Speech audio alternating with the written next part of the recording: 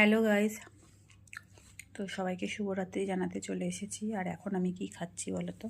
এই দেখো কোলের মধ্যে নিয়েছি ফল।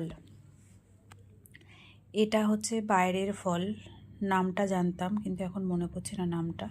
ফলটা খেতে খুব ভালো, দেখো কমলা লেবুর মতো দেখতে। কি আমরা পার্সিনা পার্সিমন না কি বলছে ও মেয়ে। তো বাইরের ফল খেতে হচ্ছে অসাধারণ, খুব দাম। তো আমি তো ফল বেশি কিনি না, কারণ আমার ননদের বরের ফলের সবজি আর ফলের দোকান, তো সেই আমাদের ফলটা দেয়, মানে পয়সা দিয়ে কিনতে হয় না।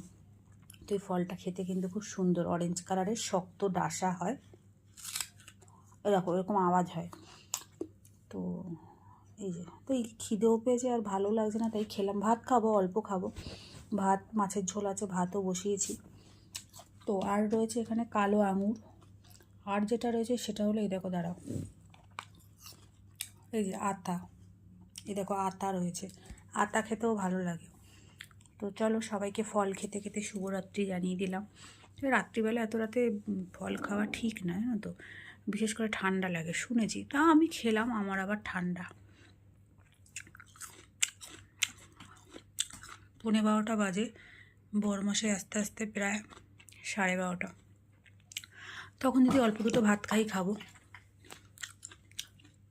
তো চলো টাটা, সবাইকে শুভরাত্রি।